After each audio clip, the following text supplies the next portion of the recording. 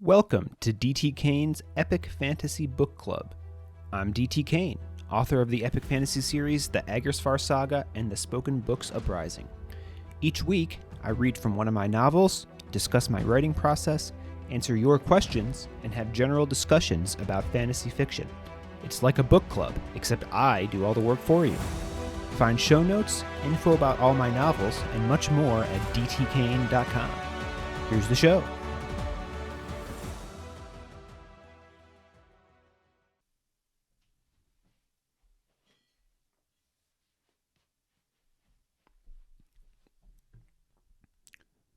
Chapter 18.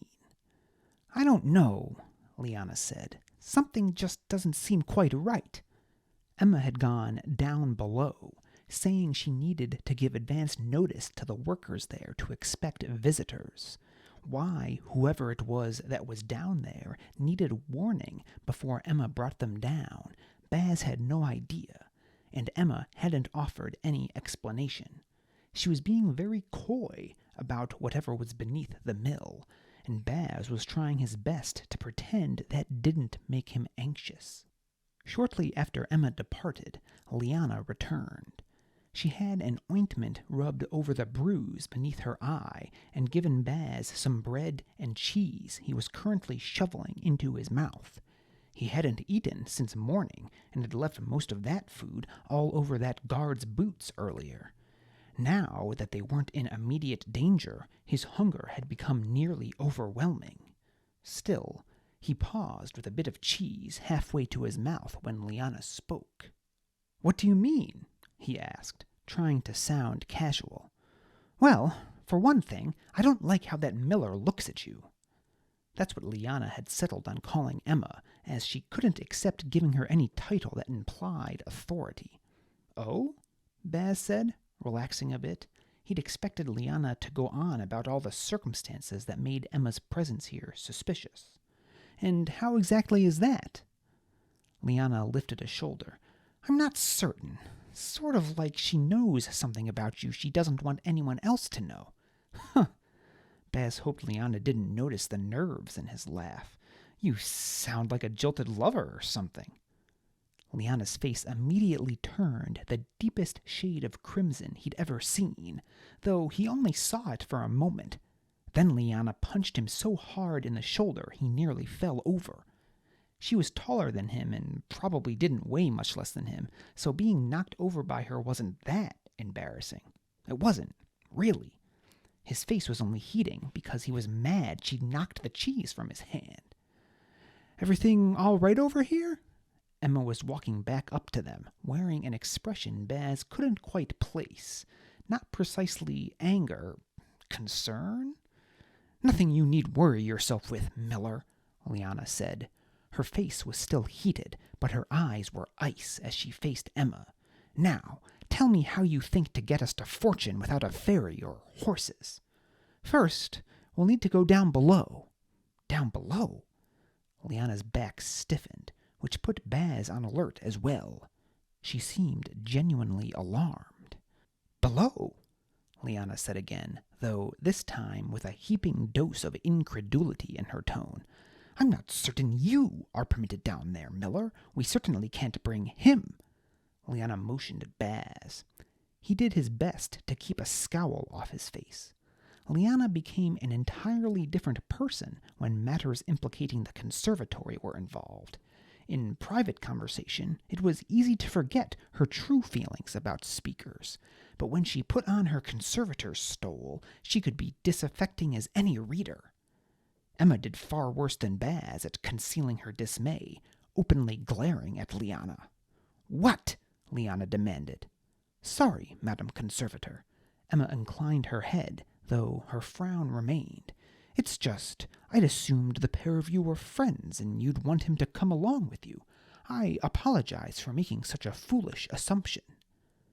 Leanna seemed ready to snap a retort back at Ehma, but then glanced at Baz. He raised his eyebrows, and some of the indignation drained from Leanna's expression. Only some of it, though. "It's a fair point, Leanna," Baz said. "If the Master Miller—" He noticed Ehma smile out of the corner of his eye as he used her proper title. As a way to get us to fortune, why can't I go down with you and see what it is?" Leanna began to bite at the edge of one of her thumbnails, eyes shifting back and forth between Baz and Ehma. "Could we blindfold him?" she finally asked. "Don't be ridiculous," Baz said before Ehma could even open her mouth. "Master Miller, are you going to stop me if I try to go down below?" "No," Ehma said. "That's not up to you," Leanna said. "Madam Conservator, the mill is mine to run until I receive notice from a master restorer to the contrary. Are you a master restorer?" Leanna's lips narrowed to a line, but she didn't say anything in reply. "Very good," Ehma said, immediately shifting to a much brighter tone. "Right this way." Ehma walked off in the direction she'd come. Baz glanced to Leanna, but only received a glare in reply. Shrugging, he went after Ehma, and a moment later heard Leanna follow, grumbling under her breath. Baz followed Ehma until she stopped at a gate. She pushed it to one side, and it folded up in a scissor-like motion. Off to one side, Boost and Marst stood beside a large crank set into the wall. Boost glowered at him, but Marst shied away. "In you go," Ehma said, motioning to the compartment she'd revealed by opening the gate. Leanna strode past Baz and entered without comment. Baz began to do the same, but caught another glance of the cowering Marst from the edge of his eye. "For Scribe's sake," he said, turning and walking up to Marst. "I'm not a worm, and you must be the biggest person in just about any room you're in." "Hey," Boost said. "Don't you—" "Quiet, grass stain," Baz snapped, shoving an open palm into Boost's face. Boost's mouth froze in mid-word, eyes widening. He ran a hand over his strip of green hair. Ehma barked a laugh. "What I'm trying to say," Baz said, attempting to moderate his tone as he turned back to Marst, "is that you ought to try being a bit more, I don't know, confident, I guess. Who cares if you're missing an arm? Life's tough enough without moping about all the time. Just—" Baz paused. What was he doing, lecturing like this? From the look of it, Marst was probably older than him, and having lived outside a city, likely more experienced. But now, rather than staring at his shoes, Marst was eyeing Baz expectantly, hanging on his words. Baz let out a long breath. He'd need to give his mouth a talking to, flapping about as much as Deliritus always did. "Look, just start out pretending you're confident. You might find it tricks you into actually being that way." Marst didn't appear to totally buy that, though there was a certain, eagerness in the set of his eyes? "Is that how you were able to ride the dragon?" Baz's eyebrows rose, and he immediately looked in Leanna's direction. Thankfully, she was still sulking over being outranked by Ehma, and didn't seem to have heard. Ehma, arms folded, standing beside the open gate, was grinning. Great. More people who thought they knew him after hearing one stupid story. "I had a bit of help with that," Baz said, turning back to Marst. "But you can be certain that you'll never have the chance to ride one if you can't even look it in the eyes. You think I'll actually have a chance to ride a—" Baz held up a hand before he could say dragon again. "Anything's possible."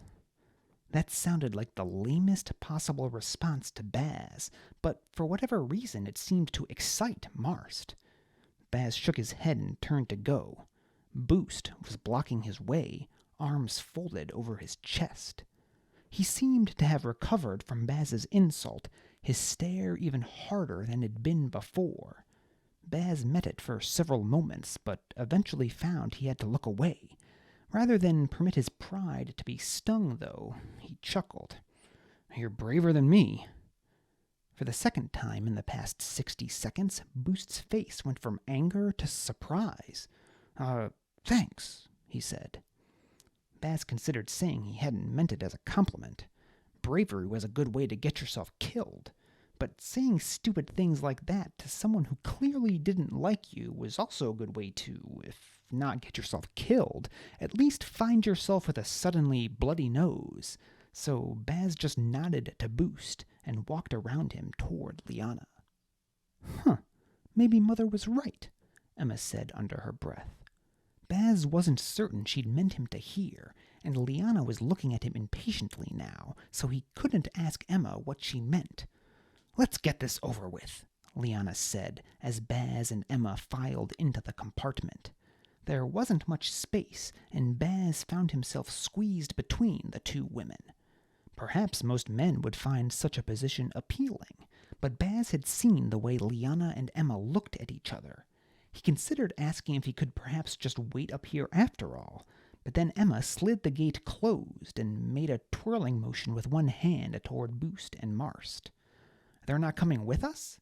Baz asked, eager for any distraction from being sandwiched between two women exchanging heat-filled glares. Boost laughed.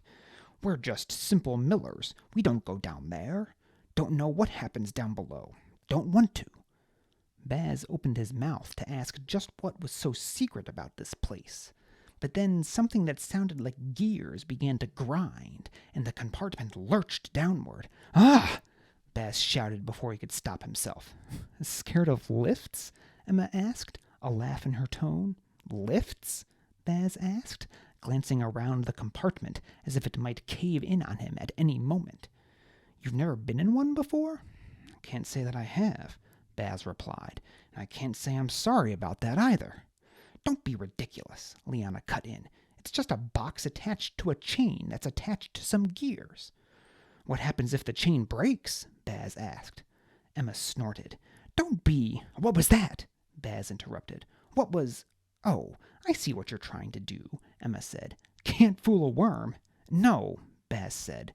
His heart had begun to beat even faster than the surprise of the lift had caused it to. "Don't you hear that?" "Bastion," Leanna said, matching Emma's skeptical tone. "What are you talking about? All I hear is the lift being lowered." Bloody burning books! They couldn't hear them? They were clear as bells to Baz, just like he'd heard them that day in Undertome, out on that peninsula in the unending pit of books. The voices, and they were getting louder. Chapter 19. The lift rattled to a stop, throwing all of them off balance. The voices had begun as a mere whisper, so quiet Baz hadn't been certain they'd been there at all.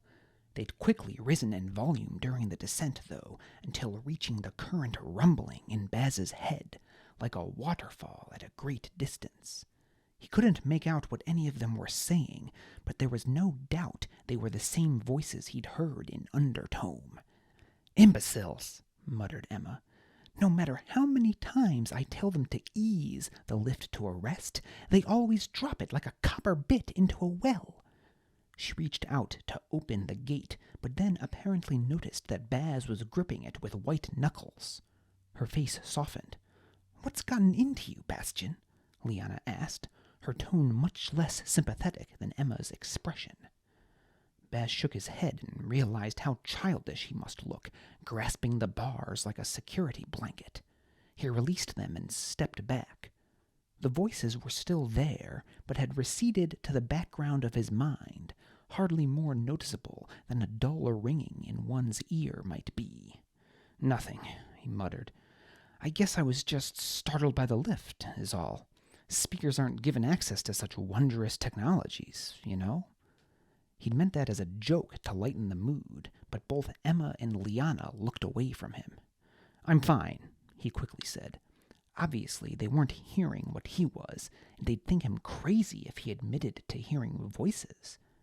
Ehma cast another sidelong look of concern his way, but then opened the gate and stepped off the lift without comment. Leanna followed her, and Baz tentatively stepped out after them, though Leanna seemed on the verge of trying to stop him. They exited into an underground tunnel that seemed to have been hewn into solid rock. The only light came from braziers suspended from the passage's ceiling by chains. The orange light glistened off damp stone walls. Perhaps there actually was an underground waterfall nearby, and Baz wasn't going mad. Wishful thinking. While the voices remained indistinct, he was definitely hearing the murmurs of multiple individuals, not falling water. This way, Ehma said, leading them into the gloom. The passage branched several times, but Ehma navigated as if she could walk it with her eyes closed, never hesitating at an intersection. Leanna was muttering under her breath how this was a bad idea and glaring at Baz, as if this were all somehow his fault. He seemed to be taking the blame for a lot of things lately. Opening his mouth was likely to only worsen his plight, though, so he remained silent. The farther they went, the hotter the passage seemed to become, until Baz found himself unbuttoning his cloak and fanning his face with his hat. To his right, Leanna had taken her cloak off completely. Beneath, she was wearing a white, sleeveless tunic with a book dragon stitched over one breast. Baz found himself staring at her bare shoulders until she turned to him and narrowed her eyes. He continued staring for a moment longer before realizing why she was glaring at him and nearly tripped when he snapped his head away. He was almost certain there'd been a smile threatening to curl the edges of her mouth before he'd stumbled, though. A smile! Why would she be smiling? Every time a girl had caught him looking before, they'd glared missiles at him. A bead of sweat rolled down his face. He told himself it was just from the heat in the passage. The tunnel finally ended at a barred iron gate. Ehma produced a key, unlocking the gate and swinging it outward, motioning for Baz and Leanna to proceed. Beyond the entryway, the tunnel opened into a cavern that was abuzz with activity. The reason for the temperature in the passage immediately became apparent, as there was an enormous fire burning at the cavern's center. An enormous fire, Baz realized, that seemed to lack fuel. It was just sprouting up from the ground. No wood or coal or anything else feeding it. Gas, Ehma said, looking at Baz. There's gas trapped in the rocks below us. It comes up through a series of pipes. Then you just hold a torch to them and poof! Baz jumped at Emma's sudden exclamation. It's already bad enough we brought him down here, Miller, Leanna said. Don't tell him anything he doesn't need to know. When Baz glared at Leanna, pointedly ignoring all the bare skin she was now showing, she grimaced. Sorry, Bastion, but you can't even begin to grasp how much trouble you'd be in if another conservator knew you were seeing this. The way Leanna had emphasized this made Baz turn back to the cavern. Iron pipes led away from the blaze at the room's center to various machines, each of which was being worked by multiple men or women. Several seemed to be large grinders of some sort, one man working at a huge crank nearly as long as he was tall, while another fed pieces of black metallic somethings into a pair of spinning rollers studded with what appeared to be diamonds. Others stood on tall, railinged platforms that encircled large vats, similar to the ones they'd passed upon entering the mill.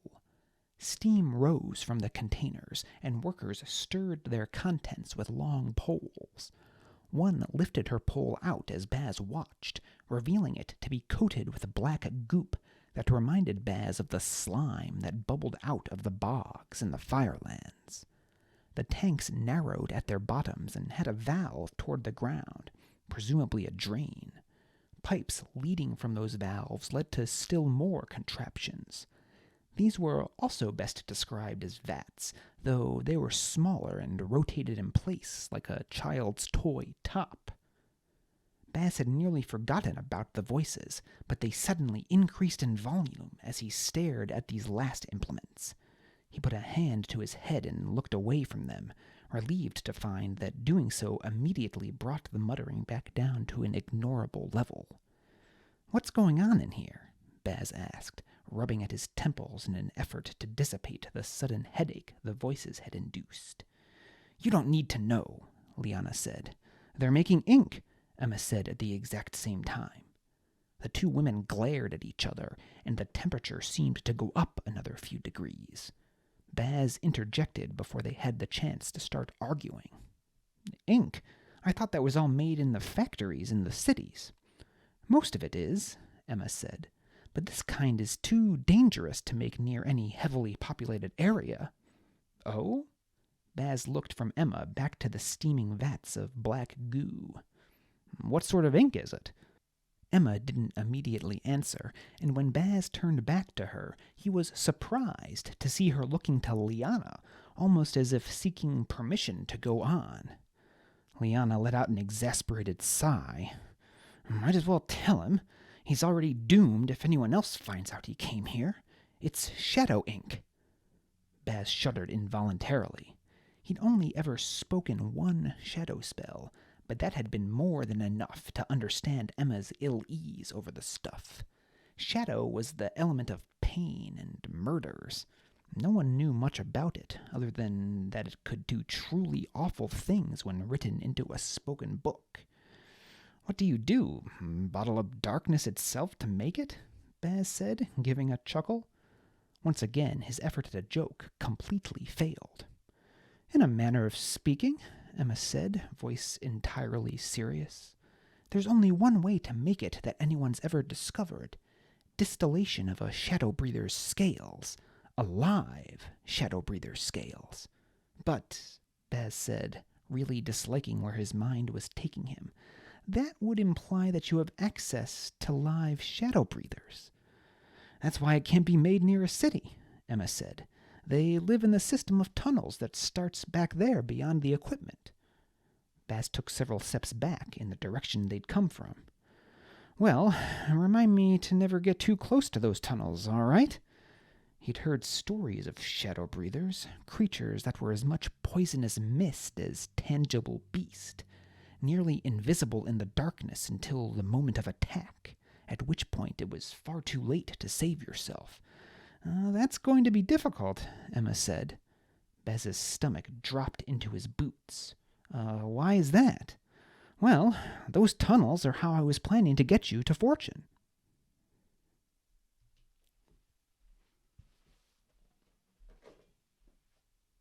Hello, everyone. Welcome back to D.T. Kane's Epic Fantasy Book Club. Good to be here with all of you again. Today is Sunday, November 13th, 2022, as I record this, which is episode 17 of Season 2 of the podcast, and episode 44 overall. I will say if I looked a little different in between the narration of chapters 18 and 19 that we just listened to, it's because I recorded Chapter 18 during the halftime of the Buffalo Bills football game against the Vikings, and then Chapter 19 after the game was over, which was kind of a shocking defeat for my good old Buffalo Bills. So if I look a bit shell-shocked in those Chapter 19 recordings, that is why. But enough about that. Don't want to dwell on that anymore. Hope you enjoyed chapters 18 and 19 there. Kind of transition chapters. I know not a ton of action going on there, but we're certainly setting up for some excitement here. We see how ink is being made. Kind of an interesting process in the grinding in the vats, and it's made out of the scales of shadow breathers, which are dragons that use shadow instead of fire. We'll learn more about them later on in the book. It's interesting. I've mentioned a few times in previous episodes how the slave revolt in Haiti at the end of the 18th century gave me a lot of inspiration for the series, and kind of some of the ways that they make shadow ink is similar to how they refined sugarcane or on the plantations in Haiti. You have to kind of grind it up in a mill and then boil it for a long time to turn the sugarcane into the white table sugar that we're all familiar with. So I modeled that process that you see in chapter 19 after that. It's just a little behind the curtain there. So for next week, we're going to read chapters 20 and 21 of Declaimer's Discovery. Now we will finally get to meet Maeve, who is this woman who Ehma has referenced a few times in the previous several chapters here. She's quite the personality, So you should look forward to meeting her, and then we'll also finally see what Emma's plan is to get them to fortune, apparently faster than they could if they were riding horses. And then Baz and Leanna have a moment. That's all I'm going to say about that, but you have that to look forward to here in the upcoming 2 chapters. And then, I just said a minute ago, we'll learn more about Shadow Breathers coming up soon. Well, it might be very soon. So tune in next week to hear chapters 20 and 21 of Declaimer's Discovery.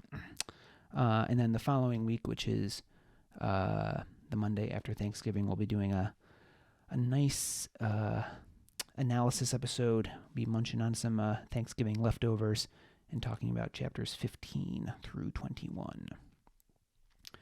All right, just a couple of quick personal announcements here. I have an ebook box set coming out. I'm going to release it on Black Friday because authors can do Black Friday sales too, right? So it's going to be books 1 through 3, or parts 1 through 3, I should say, of the Spoken Books Uprising. That's the Acktus Trials, Declaimer's Discovery, and Declaimer's Flight. They will all be together in one ebook for the first time ever.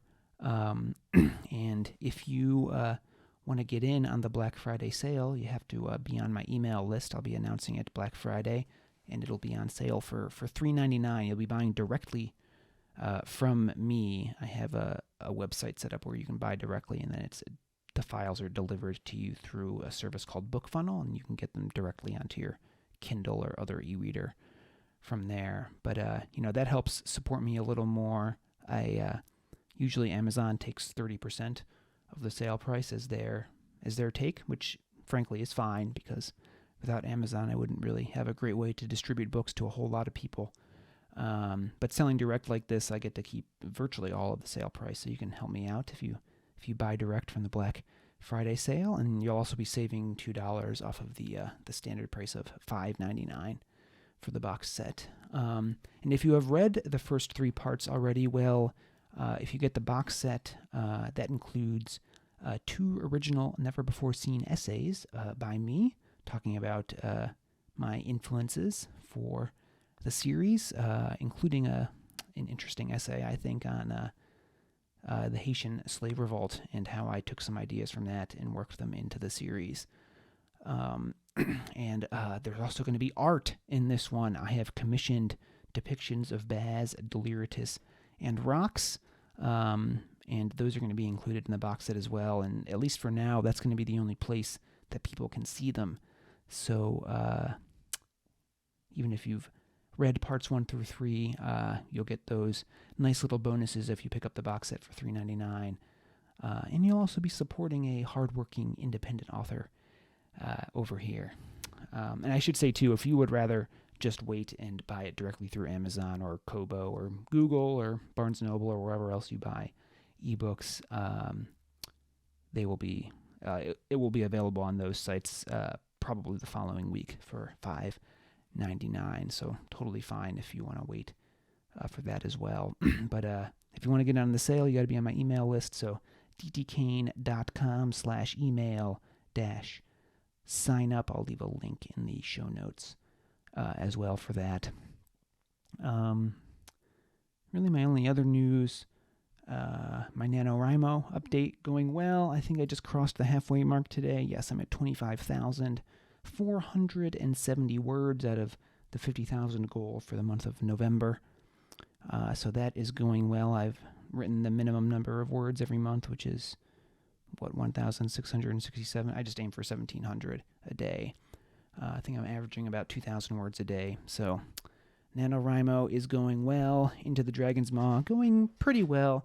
There's some days where I feel like I'm pushing just to hit that word count and, maybe not as concerned about quality as I should be. But this is also the first draft, and, sometimes I'm just embracing that the first draft isn't going to be great anyway. So overall, I think NaNoWriMo is a big plus. It, gives me the motivation to work on a manuscript every day, especially this past week. Day job's been a little a little busier than it normally is. So it's nice to have the extra motivation of getting my NaNoWriMo words down to make sure I get my writing done each day.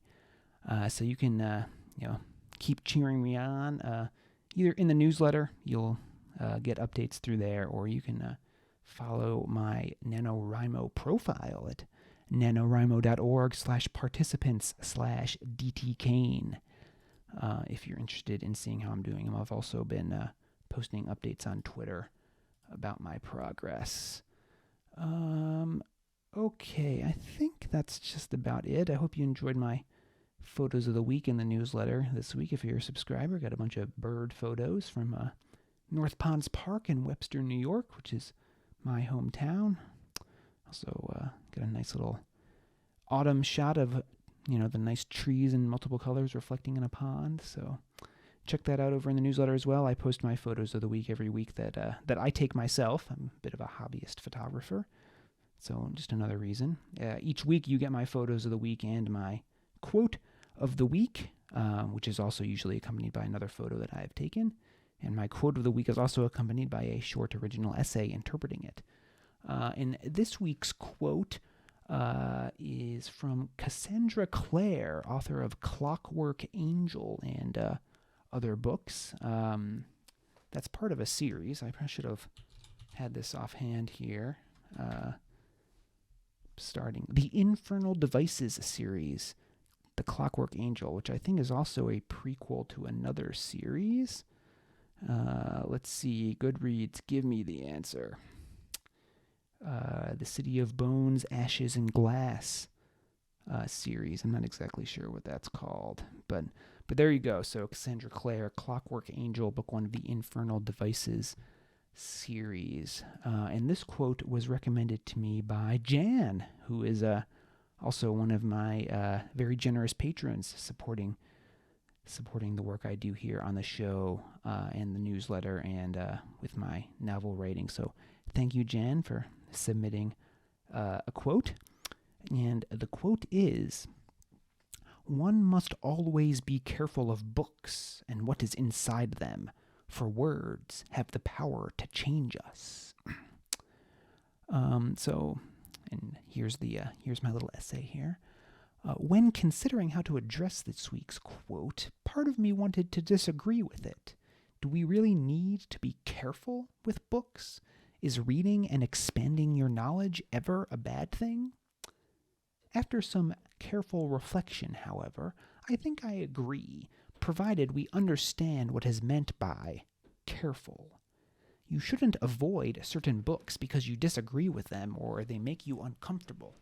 Indeed, those may very well be the books you should read.